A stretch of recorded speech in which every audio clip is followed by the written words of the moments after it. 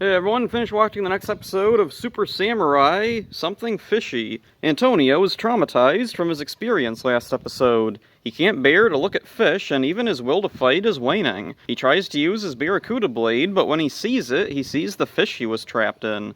The Rangers and G try to figure out how to help him. In the Netherworld, a new Nylok, Serrator, introduces himself to Xandrid and pledges loyalty to him. Back at the Shiba house, the Rangers try to help Antonio by showing him themselves overcoming their fears. Mia's scared of frogs and kisses one. I half expected it to turn into Daggeron. We see Bulk and Spike in a park trying to get the cat from last episode out of a tree. They set up a ladder, climb up into the tree, the cat jumps down the ladder, which then falls, stranding Bulk and Spike in the tree. Back to the Shiba house, Kevin tries to get Antonio to touch a fish. He even offers if he does, he'll try to take a bite of some particularly nasty-looking food Mia made. Kevin counts down, but at the last second, Antonio recoils. The gap sensor goes off, and the Rangers, minus Antonio, go into battle. Kevin comes back in and spits Mia's food back into the bowl.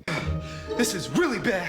Since Antonio can't accompany the Rangers, G gives him the Light Zord, an inactive Zord. He wants him to try and fix it like he did with the Claw Zord. The Rangers encounter Serrator. They're no match for him, and G calls Antonio. Antonio still doesn't feel up to it. Serrator creates a new Nylok, Papyrix, a giant origami monster.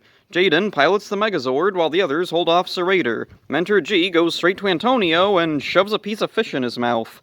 This makes him overcome his fear, and he goes back into battle with the now active Light Zord. Serrator retreats, Antonio uses the Light Zord to defeat Papyrix. Antonio makes fried fish for everyone.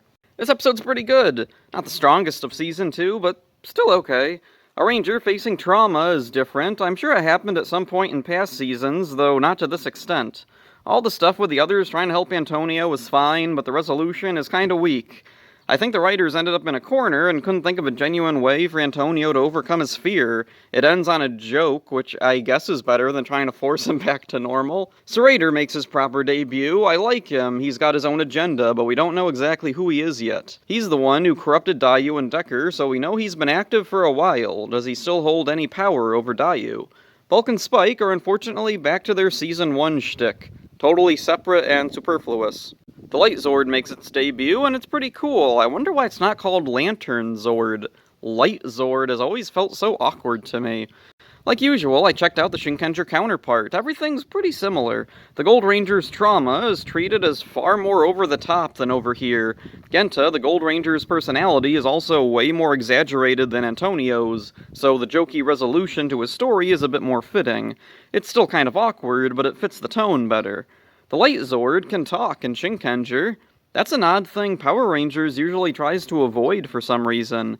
In Sentai, a lot of the mechs can talk, but over here, you can count the Zords that talk on one hand.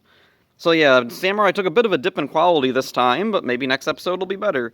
So that's it for this one. Hope you enjoyed it. See ya.